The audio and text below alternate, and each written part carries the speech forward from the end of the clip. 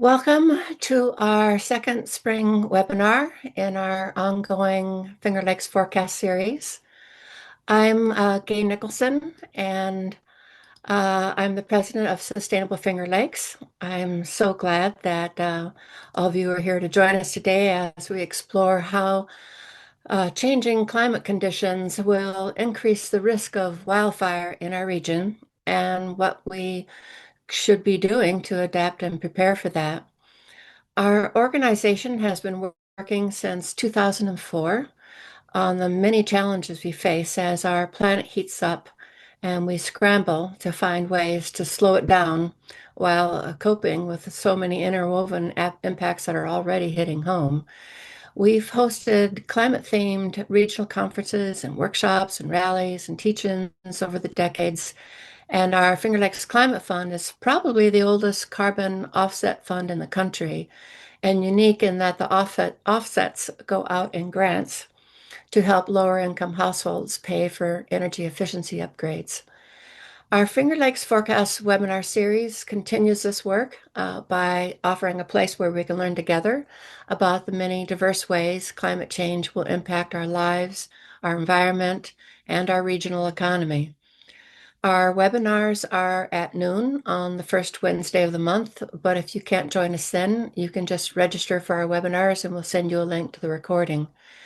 Our next webinar will be on May 13th, when we will take a look at how public health challenges are being impacted by climate change, from extreme weather events to the more subtle shifts in the spread of disease. With us today are three people with substantial knowledge about climate trends in the Northeast, wildfire impacts on public health, and the latest programs on how to protect your homes and communities from wildfire. First, we're going to be hearing from Professor Flavio Lehner of Cornell's Department of Atmospheric Sciences. Flavio has spent much of his career as a research scientist with the National Center for Atmospheric Research before joining Cornell in 2020. He specializes in separating the signal from the noise in weather and climate data and focuses on questions of regional scale hydroclimate phenomena such as droughts, heat waves, and fire weather risk. Then we'll hear from Professor Alistair Hayden from Cornell's Department of Public and Ecosystem Health. He's going to review the impacts of wildfire smoke on communities. He formerly served as the division chief of California's Office of Emergency Services, and he works to support practitioners in protecting communities from emerging hazards through research, policy, and public engagement. And then we'll hear from Christina Rust, the Wildfire Policy Specialist for the National Fire Protection Association. She's a firefighter and lifetime New York resident who coordinates wildfire policy and legislation in Congress in all 50 states. Her work is to support communities, fire departments, and hazard mitigation practitioners in wildfire risk reduction and response capabilities. Christina is going to provide us with a briefing on the mitigation resources that are out there to help us understand our risk and a variety of ways to reduce risk and protect our homes and communities. And we're going to save the questions until the end, but feel free to use the Q&A button to submit your questions to the panelists, and we'll dig into those at the end. So, okay, let's get started, Flavio. I'm going to put it back on speaker and see if it works this time. Great. Yeah, thanks. Okay, can you see my slides? Yes. Great. Well, yeah, thanks for having me, and it's great to have this conversation. Looking forward to the Q&A. As Kay said, I'm like mostly studying atmospheric science and sort of large-scale trends in climate, and I'm trying to highlight a few things that science kind of suggests has been going on in the Northeast that could contribute to a change in the wildfire risk. I start here with a picture that maybe a lot of us here have some association with, like the Canadian wildfires of 2023 that brought smoke to New York State and Ithaca itself and left us at least indoors for 1 or 2 days when air quality was really bad. And I think Alistair will probably also talk a little bit about that event that is sort of in recent memory. Yeah, I have another satellite image from that particular event in June 23. But I think the headlines were, of course, that New York City and other big population centers on the East Coast were affected by the smoke from those fires, but also Ithaca itself. So those are some like sort of large memorable events. But then, of course, there's occasionally also wildfires of smaller scale closer to home for us. And so we're like looking at all of these kind of factors and trying to understand how they change, how they have changed historically, and also how they might change in the future. And for me, one resource I tend to go to initially is the National Climate Assessment. This is like an effort that happens every 4 to 5 years in the US, except currently it's stalled a little bit, where the latest science on climate and how it affects the US is assessed and summarized. And the idea is that this is like a useful resource for policymakers and the public in general to kind of learn about what has been going on. And that report is pretty comprehensive. It has a chapter for all kind of different parts of the country, highlighting what is going on in terms of climate in these regions and what we might expect in the future. However, if you look at the Northeast chapter of that report, there's essentially no mention of wildfires and also kind of limited discussion of drought risk. And I think generally that might kind of fit with our perception of our climate here, that is tends to be not super regularly affected by wildfire. And also, it's not as prominently affected by drought, we think, as, for example, the southwestern United States. However, both of these things can happen here, as we'll see in today's presentation, and it's worth trying to think a little bit about what has happened and what might happen in the future. I think one reason there hasn't been too much attention on wildfires in the Northeast is simply a little bit what has happened historically. So these are two maps from that report that show for the entire United States the trends from like the first half of the 20th century to today in terms of temperature on the left and precipitation on the right. And if we just sort of broadly think about the Northeast, this region has been getting warmer, like most parts of the country, but it's also been getting wetter. You also see this stark contrast in the precipitation map on the right with, for example, the Southwest that has plunged into a pretty sustained precipitation-driven drought. So yeah, these factors not immediately cry out drought risk or wildfire risk even. And beyond that, the Northeast in particular has been in the headlines because it had seen a steep increase over this same time period in what we call sort of extreme precipitation, sort of the heaviest 1% of days in terms of precipitation. In that regard, the Northeast has seen like 60% increase in that. That's not all climate change. That's a mix of climate change where like warming temperatures tend to lead to the atmosphere being able to hold more moisture, which if it then does come down, it comes down in pretty extreme force. But there's also a bit of like random natural weather variations that have led to a series of strong precipitation events in the Northeast. But this like sort of headline number of a 60% increase in extreme precipitation in Northeast and associated flooding has really kind of dominated the headlines. And I think it also like doesn't leave a lot of room to talk about sort of the other end of the hydroclimate spectrum, the lack of precipitation or the occurrence of drought and maybe even wildfire. However, I'll try to make a case that these two things are not actually inconsistent with each other. You can have an increase in precipitation and an increase in drought at the same time. And so that's something we want to investigate as climate scientists and try to see what part of that message is relevant for the public. If we look into the future, that's also from this National Climate Assessment report, we see sort of much of the same story. The Northeast is projected to continue to get warmer and also get wetter in a general sense. So precipitation overall is expected to continue to increase in this part of the country. Now, I want to highlight how these kind of things can complicate the story a little bit when we think about the particular place through the course of the year. So I'm trying here to kind of give you a sense of like, how can we even get a drought and sort of maybe by extension, increased fire risk in a place like the Northeast, where it doesn't really often look as dry as in the Southwestern United States, for example. And so what I have here is a schematic that's building on existing research, some done at the Northeast Regional Climate Center here at Cornell, but also like other people around the country have worked on that. And so I'm trying to kind of show you from spring on the left to fall on the right, what some of the factors are that affect our weather and climate here. And so we have on the one hand, we have some snow that lingers into spring. that as it melts can kind of keep soil moisture high and allow really for the agriculture and all the vegetation to really bloom as we know it right around this time of year. In spring and summer, then we do see sort of increased evaporation rates, so moisture is lost from the soil at various rates. And what is interesting about the Northeast is that some of the precipitation, so the rainfall we actually see in summer, is coming from local evaporation. So generally, we often think of weather being something that comes from far away, passes by, dumps a bunch of rain, and then moves on. Think about a low pressure system or a front moving through. However, in the Northeast, especially in summer, a lot of the moisture that's in the air has just very recently locally been evaporated. So there's a bit of a cycling and a coupling between the land and the atmosphere. And that kind of like often allows for thunderstorms to kind of progress through summer and keep us sort of a little bit safe from droughts.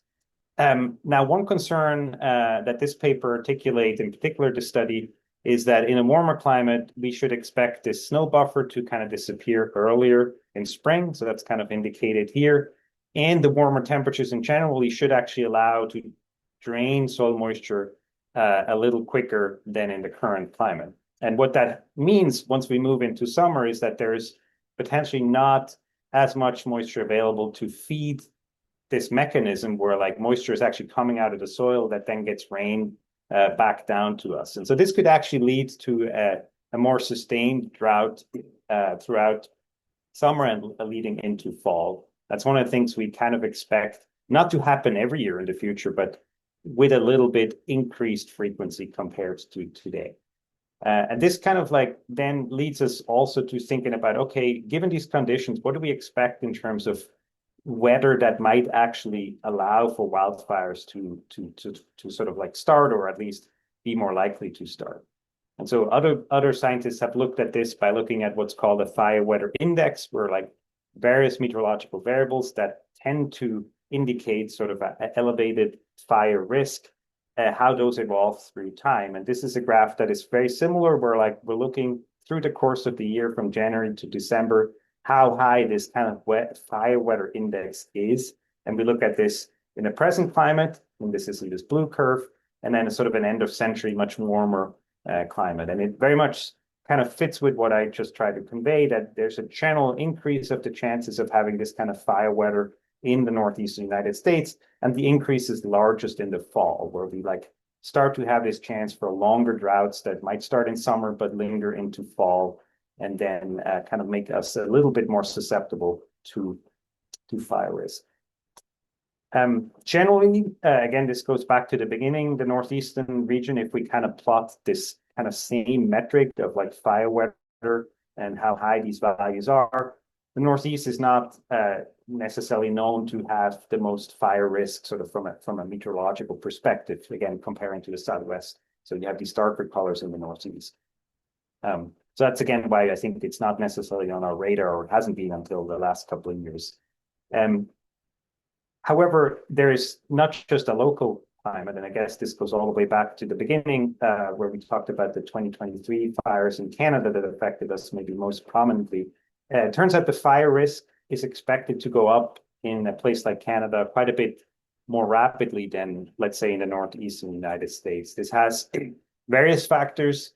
One that we think is going to dominate sort of throughout the century eventually is the fact that a lot of northern countries tend to warm a little bit faster under climate change than places where we live in the mid latitudes, as they are affected more by what we call Arctic amplification.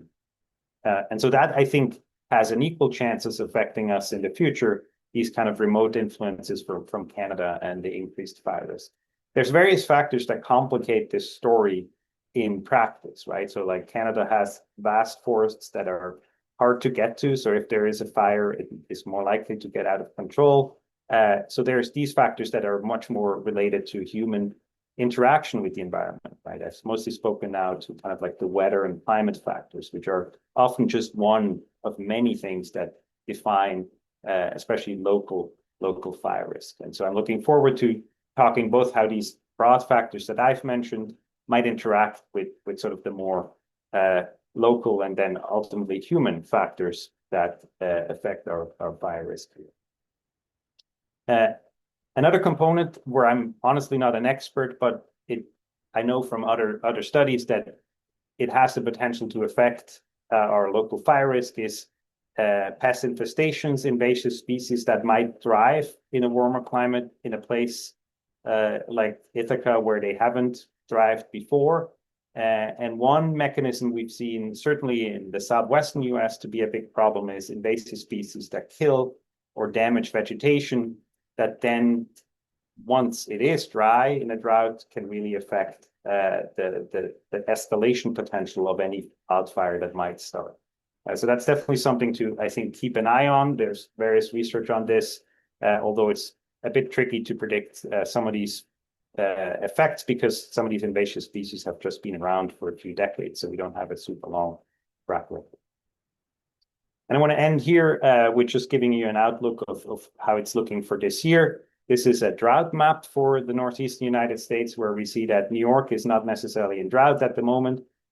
Some parts of the Northeast are, but it's not necessarily looking at this very moment that we're like in a bad situation for this summer. Of course, summer is still a fair bit away. We just had or maybe last snowfall here in Tompkins County. So it remains to be seen, but the outlook at least is not super dire in this part of the country just yet. So yeah, I think I'll end there and just with saying I hope our summer is going to look a little bit more like this picture rather than the one I started with. And I'll hand it over to Alistair.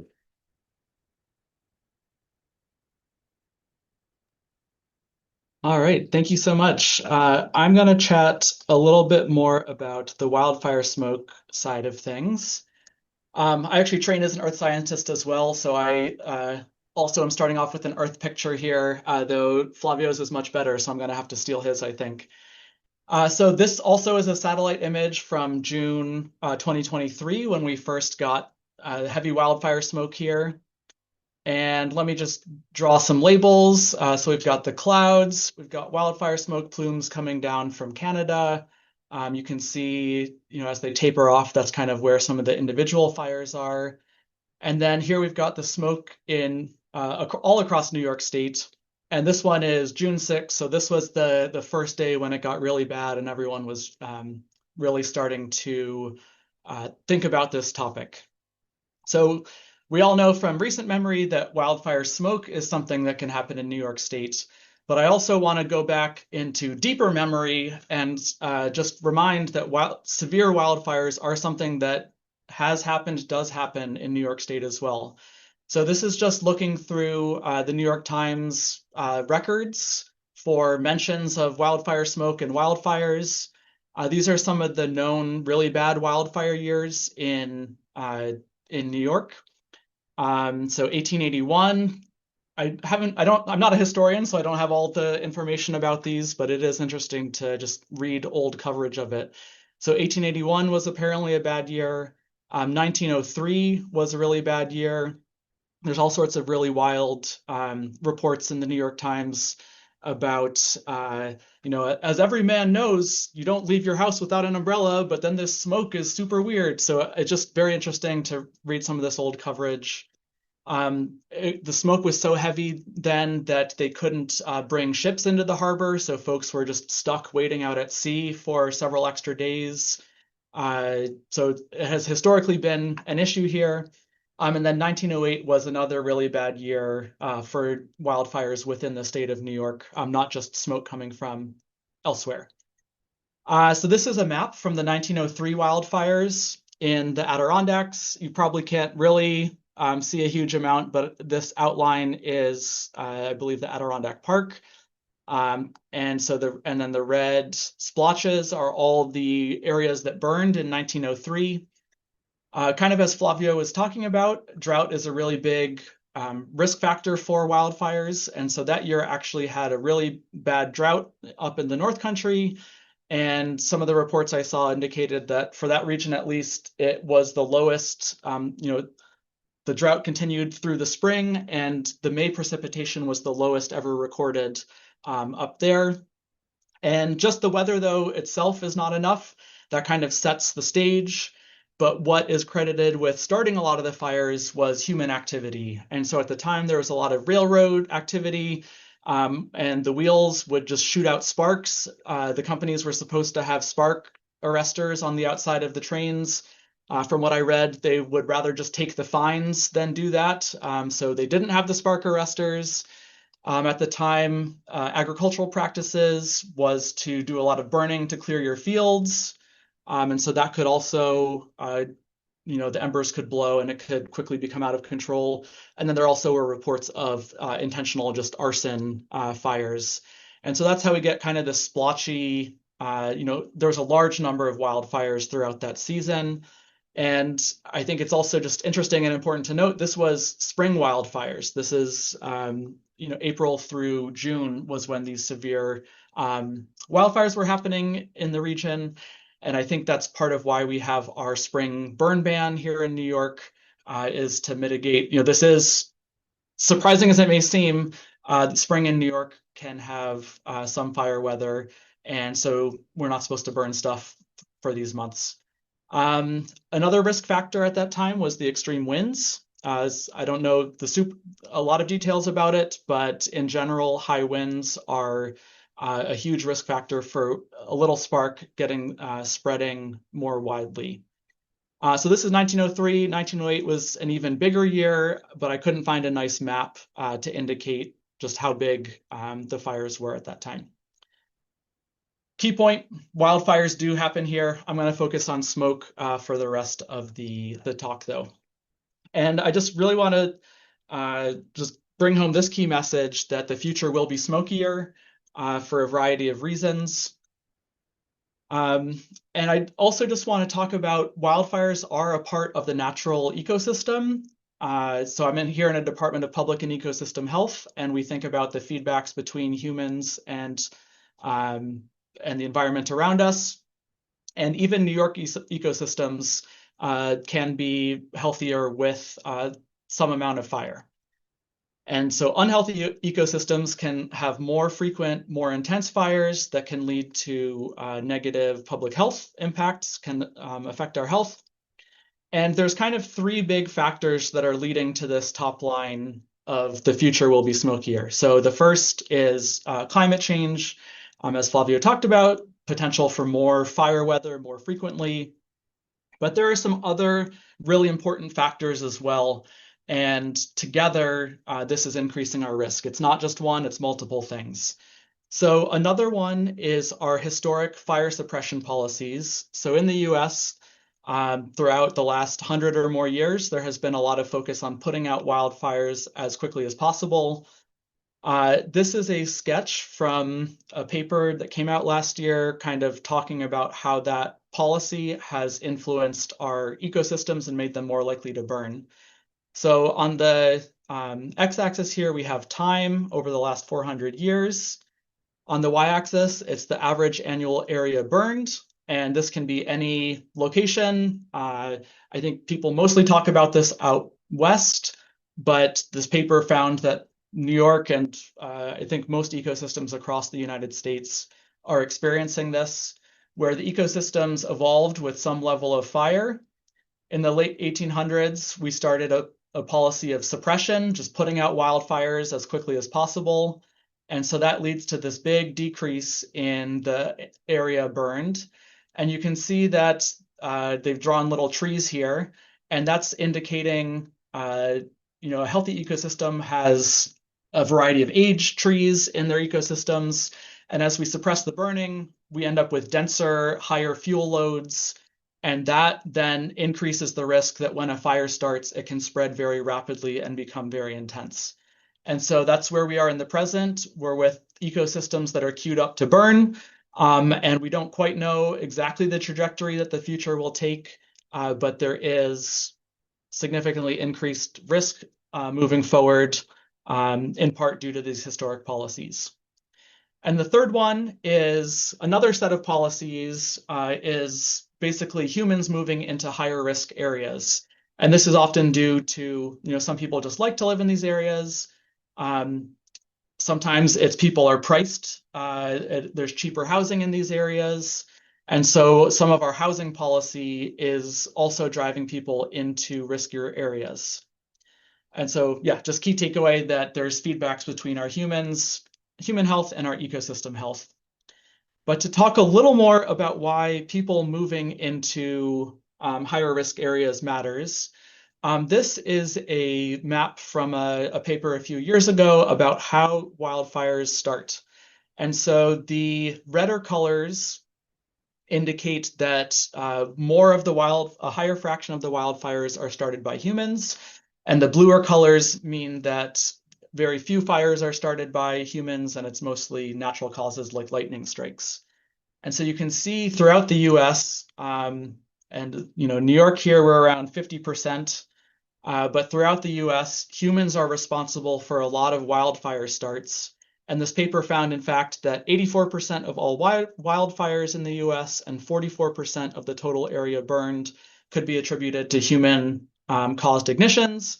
And again, can be a mix of intentional ignitions like arson, but actually that's very small. It's usually unintentional things like a campfire out of control, something as simple as, I think we have a lot of Tompkins County people here, so you might remember the fire from about a year and a half ago from someone's muffler dragging on the side of the highway and just shooting sparks out. Totally unintentional things can lead to wildfire ignitions.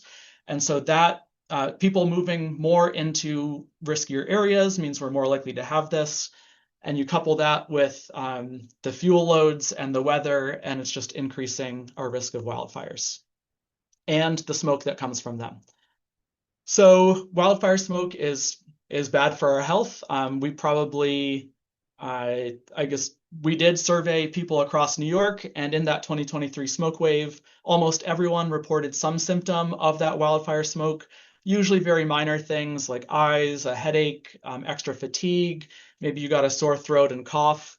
A lot of time people didn't even realize it was caused by the wildfire smoke, but generally people, I think it was 95% of people reported at least one of these symptoms during that smoke wave. Especially concerning, though, is that the wildfire smoke can exacerbate other health issues like asthma, heart conditions, and actually there's some emerging evidence that it exacerbated some of our infectious diseases as well.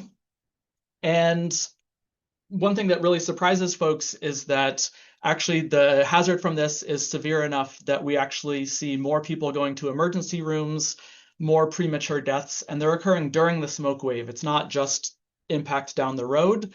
That also happens, but really we see, this event happens and it shows up in our emergency rooms. So what can we do about it? That's one of the things that I'm excited to work on. Another New York City photo of wildfire smoke.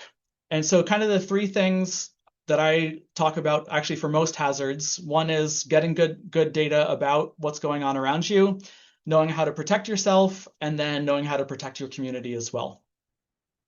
So for good data, I love this website. It's fire.airnow.gov, and they have real-time air quality data for the whole US. You can see they also have it for Canada. And it's amazing because you can check on your location, you can check on friends and family who live somewhere else. Maybe you're just curious about what's going on. And so when there's fires happening, when it's fire season, I often just have this website up, on my phone. I'll just check it every once in a while, see what's going on. And so I'll talk a little bit more about how to interpret this website. But the way that I like to use it, if you go in the upper right, you have this little gear. And that actually you can pull up even more data than the default shows. And so I get in there and I just turn everything on. I just want the full drink from the fire hose here. And yeah, so you can just turn on the toggles. And so for how to interpret this, this is a screenshot from New York State here. So the big circles are official EPA air quality monitors. These are really high quality monitoring equipment. They're part of the Clean Air Act. They've been around a long time, so they have really good, really high quality data. And if you are checking your air quality, these are the monitors that are going to give you your official air quality. But especially those of us in rural areas, we often live very far from these. They tend to be in urban areas. because they're usually there to monitor urban pollution. It's really great. This website is really great because they have independent sensors, and that's what these small dots, I think they have different shapes now, the squares. And these are lower quality data, but they are all over the place. And so they can give you a localized sense of what the air quality is there. So I don't generally trust the specific number coming out of them, but I like to use them to kind of interpret where the edge of a smoke plume is. Like you can see all these are yellow, that's a little worse air quality. So there's something going on in that region that's different than these regions.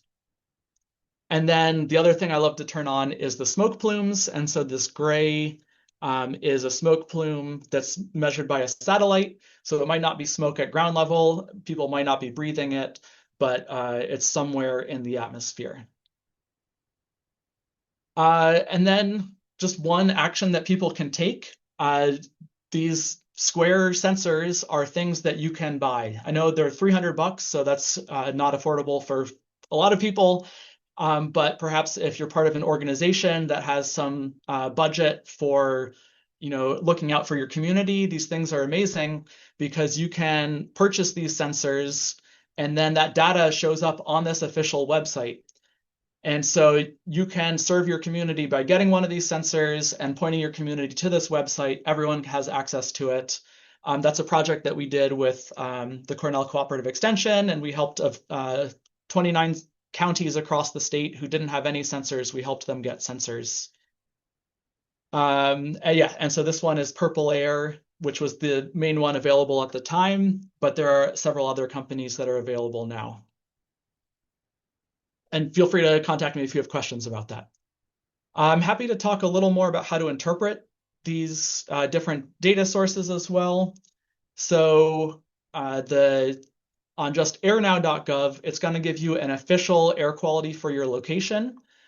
This is wildfire smoke, but it's also other forms of air quality. And this is really good for if you are in charge of something and you have to make an official decision. Say you're running summer camps, say you're responsible for some population. This is a good official number that you can use to make a decision. And again, that's airnow.gov. And it's going to report your air quality in these color bins. They have 24-hour air quality, so that averages over the whole day. And an important caveat with that is, it varies throughout the day. We saw that with the smoke wave. Maybe it's a little lighter smoke in the morning, a little heavier in the afternoon. And so it's good for official full day, but it's not going to reflect what is happening outside your window right at this moment. So to help that, the EPA developed what's called Nowcast, and they have that down here in it's a little smaller, and that's telling you, you can make a little better right now decision. So that's like, should I walk the dog right now, or should I wait a little bit later? Should I go for that hike right now? Should I wait a little bit later? And so that is, again, very official and is good for current conditions.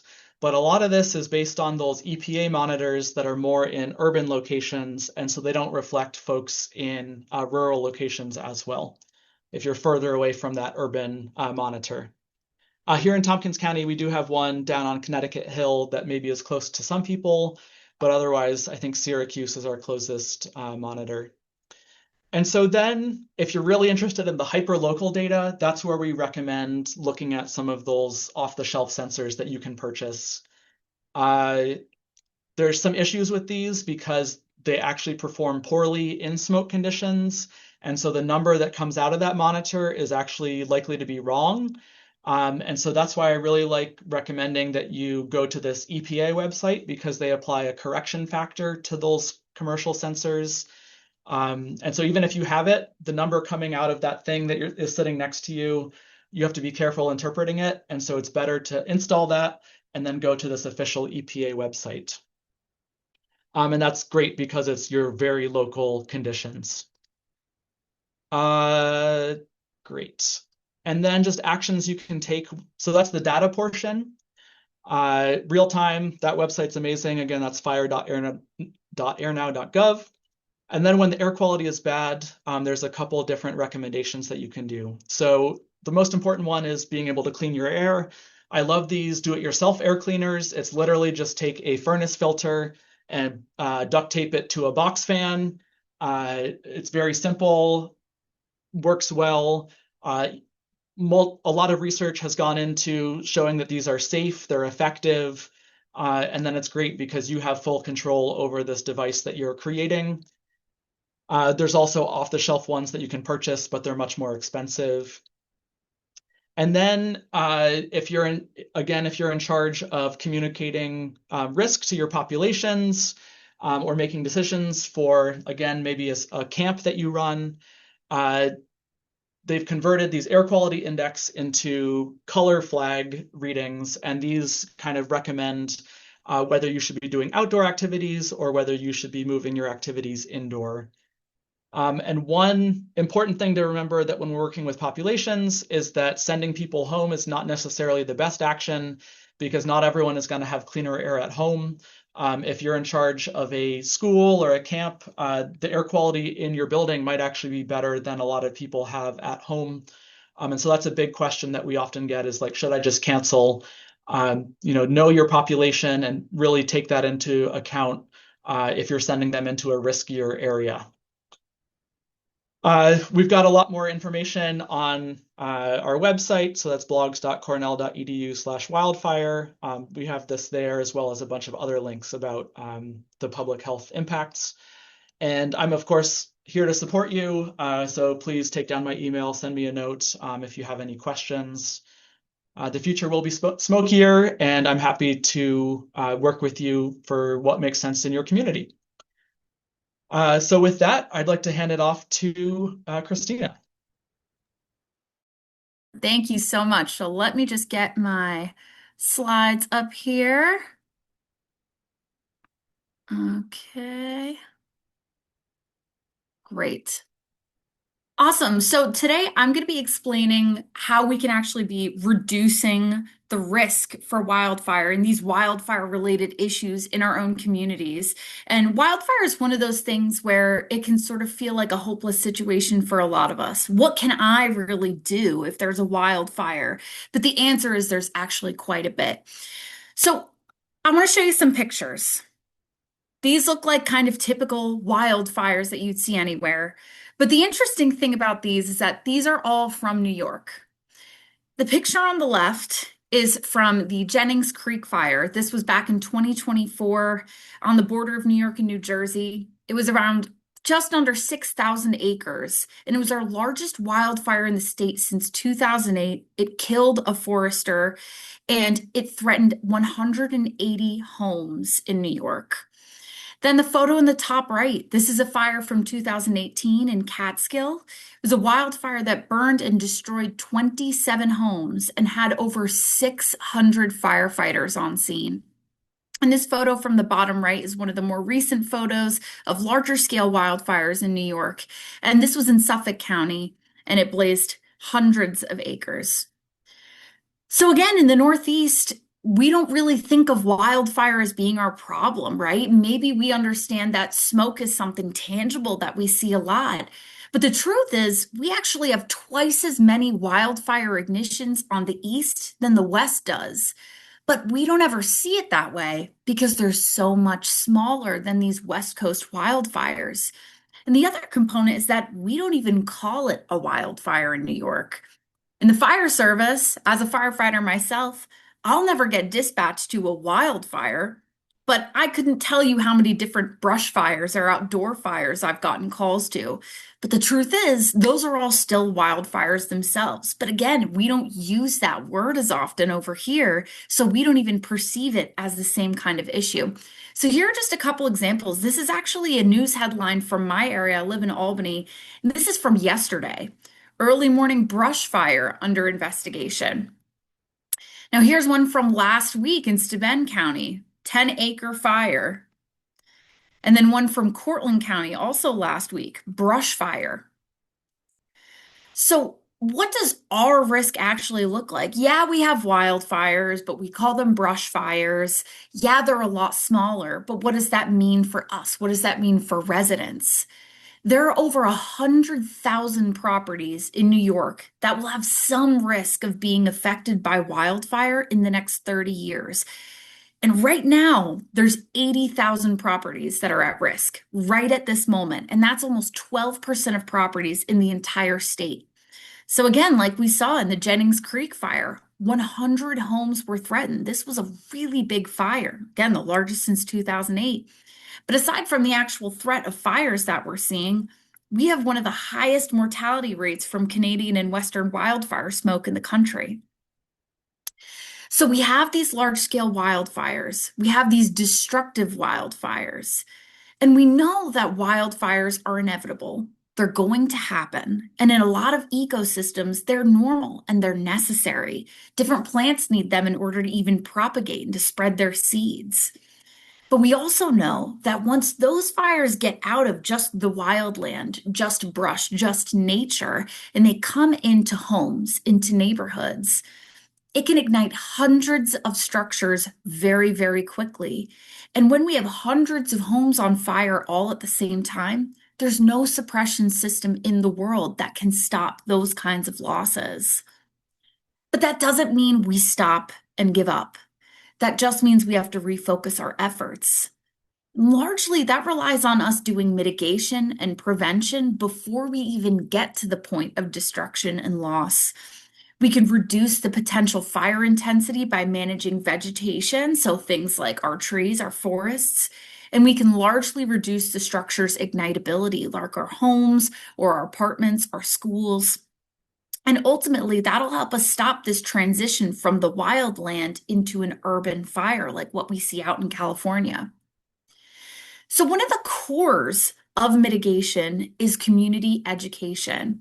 Like I said, us in New York, we have a very different perception of wildfire versus other natural disasters. If you're building in somewhere that's prone to earthquakes, you're going to build to seismic building codes. You're building in an area that you know has a risk of earthquakes. There's no earthquake fighters like there are firefighters. So you're going to build with that risk in mind. Same thing for hurricanes. You're going to build so it's wind and flood resistant construction. But what about when it's wildfire? If we're building in an area that is historically burned and has historically had wildfires, they're going to happen again. But when we build in those areas, we seldom build to wildfire codes the same way we do with hurricanes and earthquakes. And that's because we just rely on firefighters. And here's a picture from my department. Let me know if you can find me in this photo.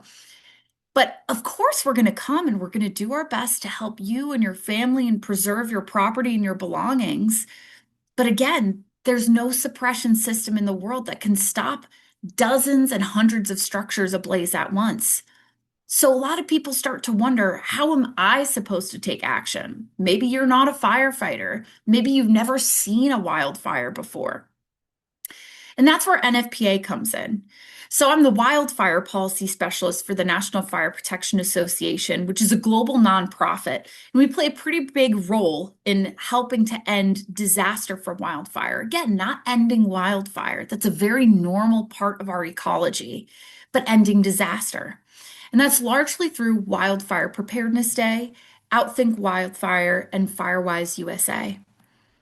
Wildfire Community Preparedness Day is just a single day. It's for action and to raise awareness and education to reduce wildfire risk. So it's a large campaign that we started just over 10 years ago, and it's every first Saturday in May. So this year it's going to be Saturday, May 2nd, and it's an opportunity for individuals, communities, towns, fire departments to work with one another to reduce risk.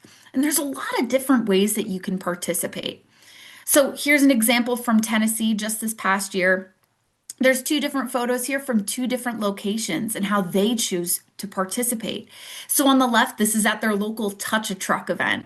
They had some foresters speaking and explaining to the kids and explaining to the parents what wildfire risk looks like, how to prevent fires from happening, and what to do, how to prepare your home and prepare for anything like an evacuation.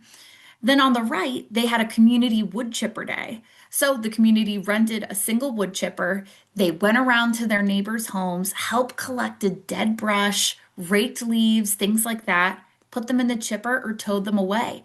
That's a really easy way to just reduce a lot of the fuel load, so a lot of things that can burn on your own property. Let's say you're maybe not super ready to jump to that. We have a ton of different social media cards that you can post on your accounts, send to your residents, things like that, just to get people to start thinking about it. So here are some pictures about planning for pets, reducing risk from embers, so cleaning your gutters. We'll talk more about some of those examples, but a really simple way to start educating and informing the public can even just be through something as simple as a post. Tomorrow, we actually have a Wildfire Prep Day kickoff event live on Facebook. If you're not available at this time, you can always watch the recording. It will be recorded. And this just gives an example of ways you can get involved, how communities can take action from the simplest of efforts to the more intensive efforts. Then let's say you participate in this single day for action and you want a little bit more. Instead of one single day a year, maybe you want a couple days a year to get involved with your community. That's where the Firewise USA recognition program comes in. This is a voluntary program, so people come to us with the interest of doing it. And we created it over 20 years ago with the US Forest Service. And this is to address risk on private property. So, of course, we have our US foresters that do prescribed burning on federal lands, or our state foresters doing the same on state lands. But what do we do about the risk on private property? And this is where we can help. So, the idea of the program is rooted in science, and it's largely based around this idea of the home ignition zone. So, if you can see from this picture on the left, the first 0 to 5 feet is the immediate zone, and that's one of the most critical areas around your home that's going to determine if your home is going to be able to survive in a large wildfire. And generally, it's from the 0 to 5 foot zone to then the 5 to 30 foot zone and 30 to 100 feet zone. And it's how can we change what we have in these areas to reduce our risk? Think about using fire resistant materials. Do you have a wooden fence surrounding your home, or do you have a metal fence? Which one's going to burn? When was the last time you cleaned your gutters, if ever? Where do you keep your garbage cans? Do you keep them right up against the house? And it's rooted in this science. So imagine if you took away all the things that could burn in the first 5 feet of your home. If it can't burn, it won't burn. So you can protect your home. Now, imagine an entire neighborhood that looked like that. If your next door neighbor did the same and their neighbor across the street, you're going to build a much more resilient community. So again, like we talked about, especially for New York, where this is much more of a foreign concept, there's a lot of really easy ways to get started, from cleaning your gutters to moving your wood pile. Do you have a fireplace? Do you keep the wood right against the house? If you have a garage, maybe you store it in there, or keep it a few feet away from the house. If you have landscaping, can you switch out the mulch for pebbles or rocks? And here's what our Firewise program looks like today. Across the country, we have almost 3,000 individual Firewise communities, ranging from 8 homes to almost 3,000 homes in a single community. Obviously, we have a lot of Western participation, but look at the East Coast too. We're speckled with tons of communities that work together to reduce their risk. But there's always going to be a limit to the voluntary actions like Prep Day, like Firewise, and that's where policy can take a much larger role. That's where we have Outthink Wildfire. And this is our policy initiative, which is a call to end destruction of communities by wildfire in 30 years. And it's led by these large 5 action policies: retrofitting our homes and communities, making sure that we have the appropriate things like the first 0 to 5 foot zone clear of our home, that we're using non-combustible siding, that instead of having a wood shake roof, we have something like asphalt. Code, standards, and land use planning.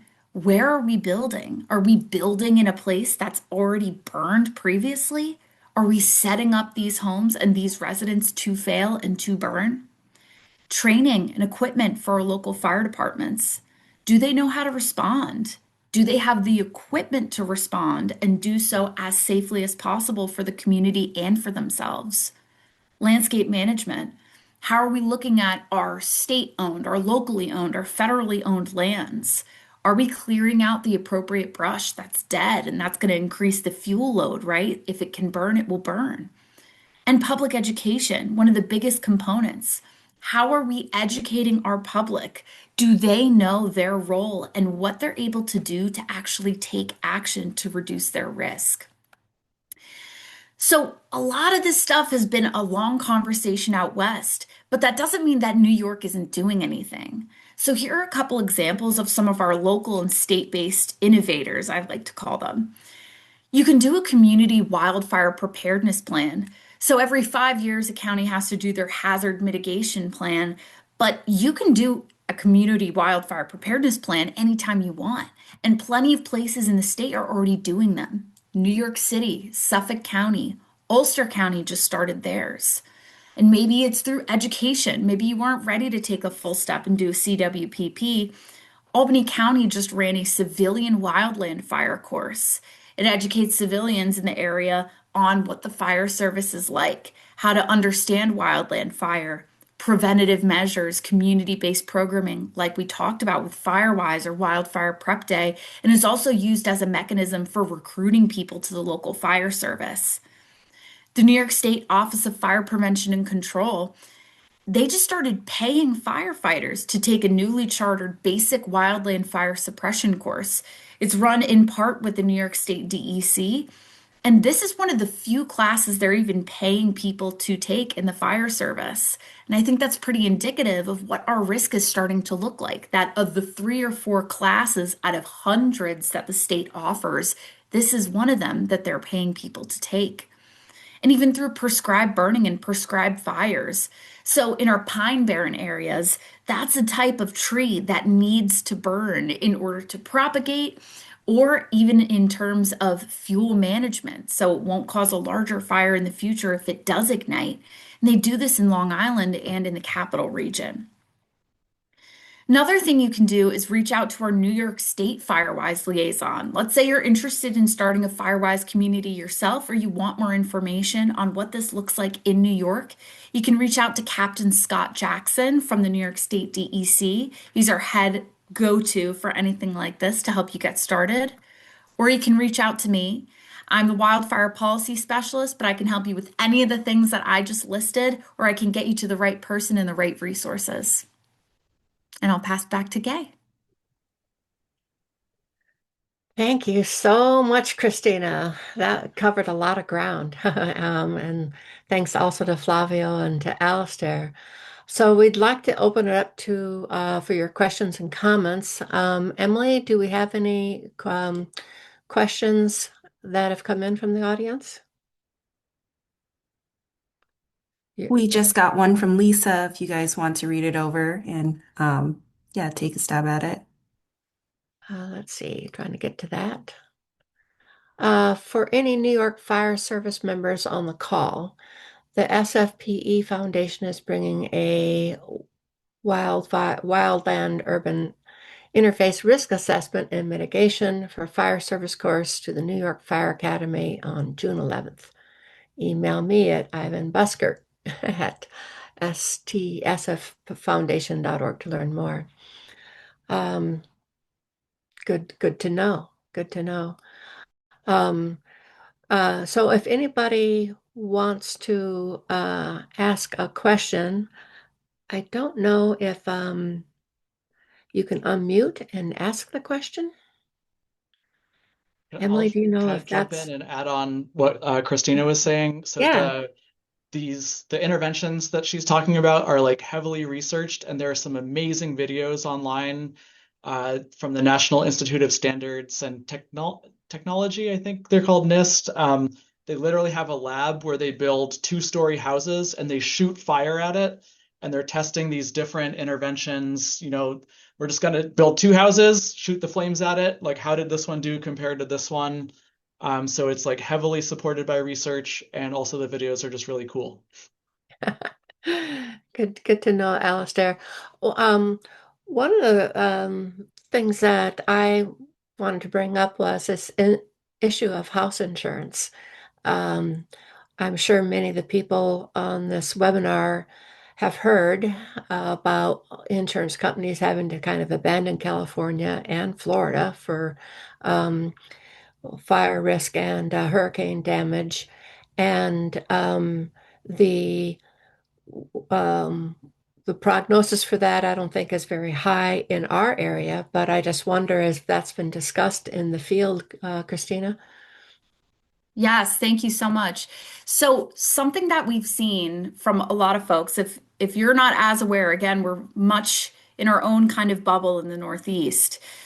After the fires in California, and this has been something that's been going on for quite a while now, but it got a lot of attention this last year, is that insurers are not renewing contracts for homeowners, or they are just completely canceling or dropping them from their insurance. So homeowners are left without insurance, completely. Insurance companies are completely leaving certain areas. Large insurance company completely left the state of California in any capacity, including home insurance. So we're starting to see this trickle farther and farther east now, where insurance companies are catching wind of this and they're trying to get ahead of the curve. So they're looking for people who have done these mitigations or can prove they've done home mitigations in order to keep their policy.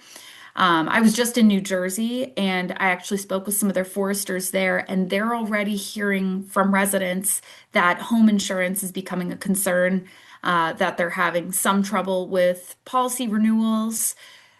It's important to note that New Jersey has a very different fuel type, so their ecology is pretty different than most of New York State.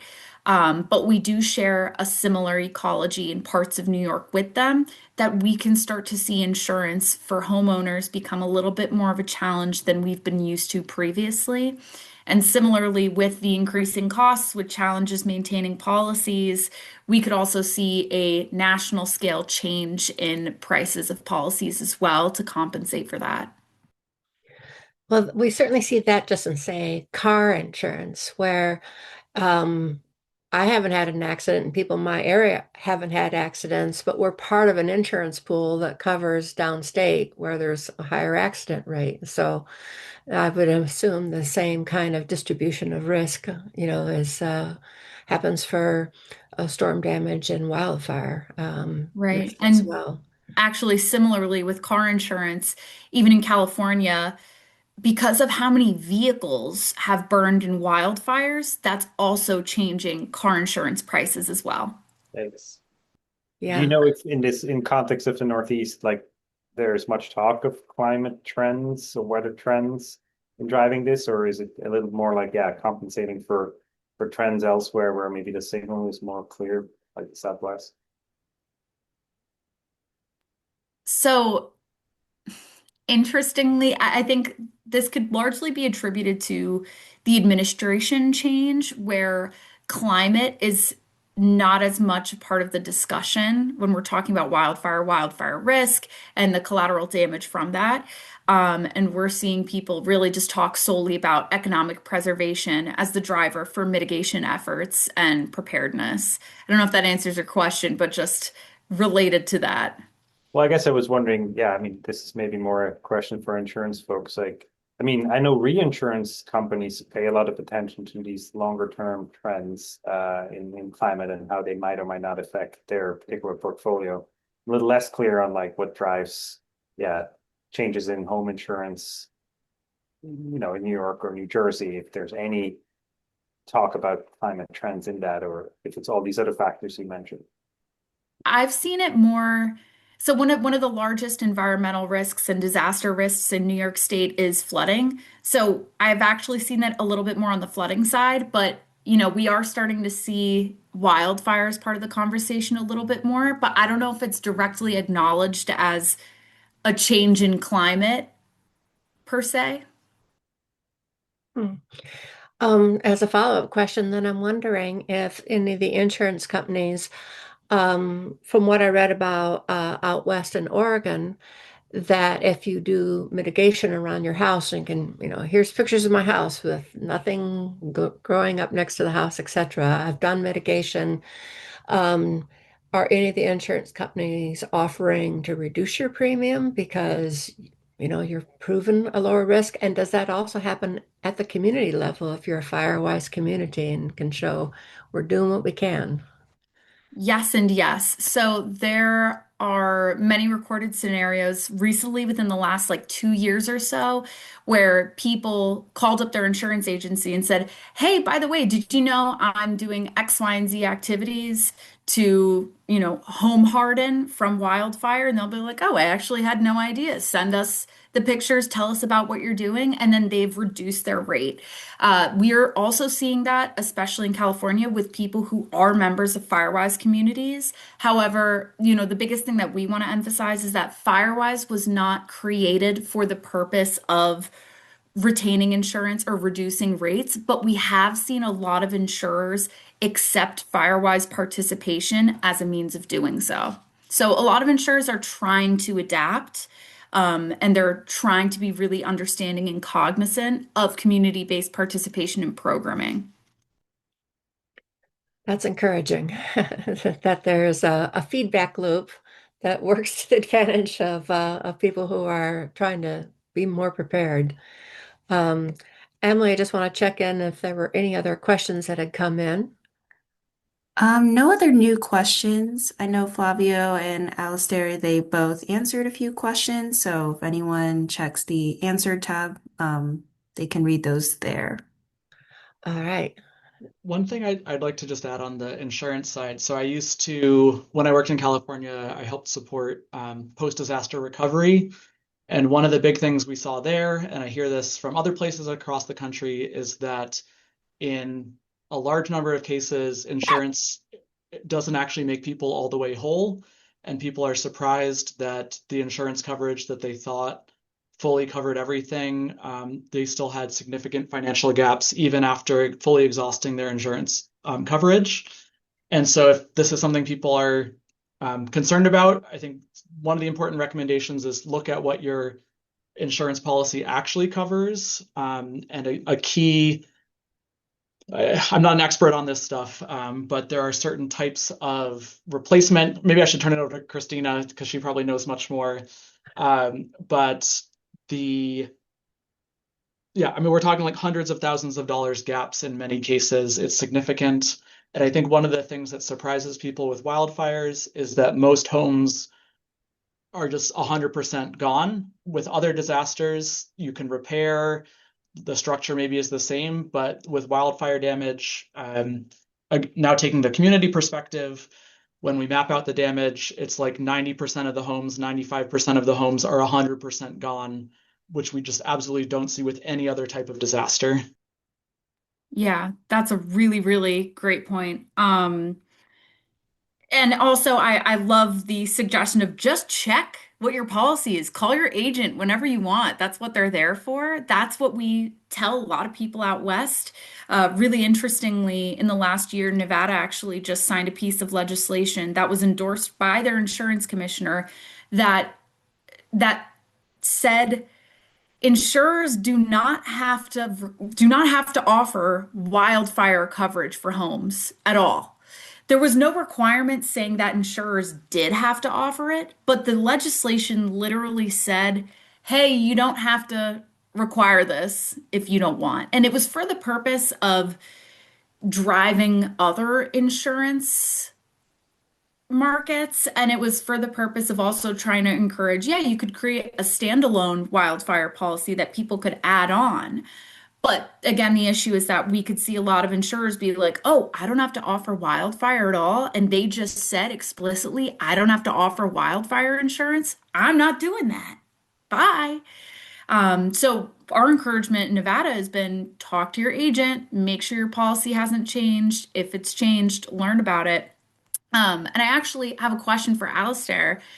How have you seen, if at all, health insurance be impacted in general or in New York based on the respiratory and other health implications from wildfire smoke?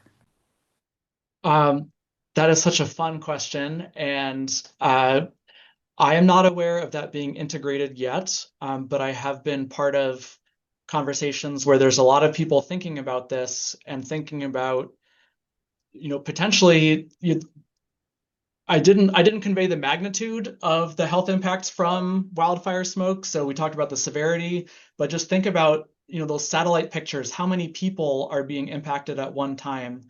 And so the costs to our healthcare system are estimated to be really large. And so there has been some conversations about, are there creative ways where we could potentially, transfer those costs? So rather than paying it after people get sick, but maybe use health insurance to conduct some of this community risk mitigation, and wildland fire mitigation, ecosystem health type things. Still very early conversations, but I think it's a really interesting and clever idea to, like, if we're going to spend the money, let's spend it so people aren't getting sick rather than spend it after they're sick. And would that include, like we have cooling centers and warming centers, um, helping people get to a place that has purified air, that has the filters in place? I think it's even upstream of that. I think it's, how do we get our ecosystems back to a healthy place where we're not putting people at risk anymore? Hmm. Maybe there's other conversations too, because those are important mitigation actions. Um, yeah, I don't know that anything's going to pan out because economics is a really hard thing to, we're saving this group of people money, but that doesn't mean that that's dollars that then we can take from them and give to this other group of people to do things. You need really Mhm. complex policies and procedures to actually make that work. Well, I remember back in June of 2023 how everybody was scrambling to buy indoor air purifiers, including myself. I didn't have one, and I have asthma, so I wanted to get one as soon as I could. So that might be something that we could be thinking about in terms of at-risk families, where somebody has a respiratory condition, to make sure they at least have a purifier that could keep one room healthy. Um, Yeah, so there have been out west, I think Oregon has been the leader in this, some programs to support exactly that. So usually that funding, though, is coming from, like the county votes that this is something we're going to do. It's part of our public health plan.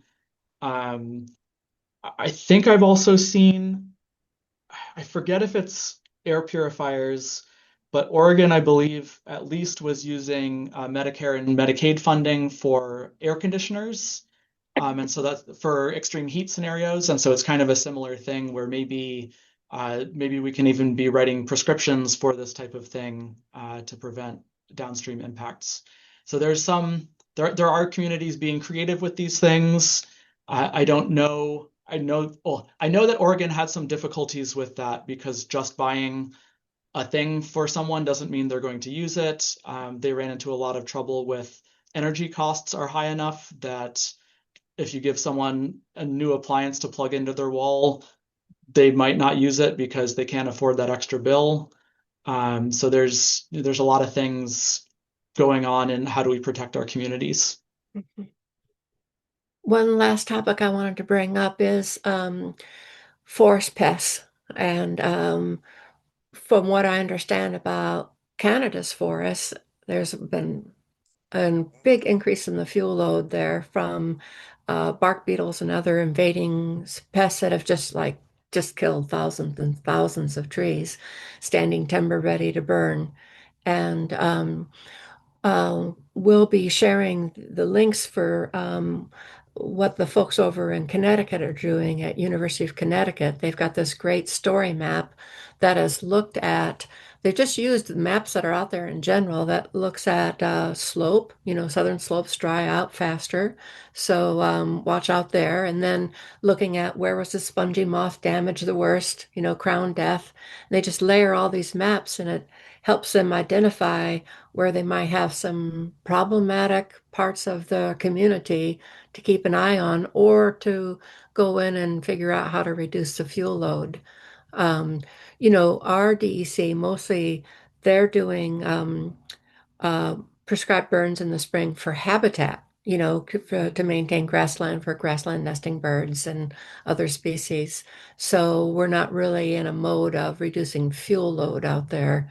That's not part of our plan right now, but it might be the kind of thing that we need to start, tracking the data to see where we might be starting to have a lot of dead trees in one place that, if it's ash, it makes great firewood, figure out a way to turn it into a useful resource to people. Well, if there aren't any more questions, then I think we can wrap up for today. And Can I add one more thing, Gay? oh, Sorry. yeah, sure. Just the topic of insects and prescribed burns. There's some really interesting work coming out of folks in New Jersey. I wish I remembered which group it is, but they are finding that areas that experience prescribed burns have significantly fewer ticks. And I know ticks are a huge concern in this region. And so that has really caught my attention. And that's something I'm going to be tracking, that, we're not just potentially doing more than just reducing our wildfire risk, but reducing some of our other risks as well. Wow, that sounds less ticks sounds great to me. And actually, we'll talk about it next month. Well, I really want to thank all of you for being our panelists today, and to our audience who's joined us for this Finger Lakes Forecast webinar. Um, I want to encourage everyone to stay engaged on this topic and to help guide our decision makers for the greatest overall benefit to our communities. By working together, I really feel like we can find some better solutions and make our communities more resilient. If you would like to support Sustainable Finger Lakes and programs like our Finger Lakes Forecast webinars, just please visit our website's donation page at sustainablefingerlakes.org. Emily is putting up the information here for that. Emily is our wonderful outreach and communications coordinator. So I also want to invite you to come to our May 13th for our next Finger Lakes Forecast webinar. This one's going to be on the emerging threats to public health from our changing climate, like more ticks. So we hope you'll keep an eye out for an email from us with more information about that. And so I want to just thank all of our panelists once again, and thanks to all of our attendees for joining us today. Please go on outside if you can and enjoy this sunny afternoon that we're having for a change. It's very welcome. And again, thanks, Christina and Flavio and Alistair and Emily. And maybe we'll see you in a month on May 13th. Take care, everyone. Thank you.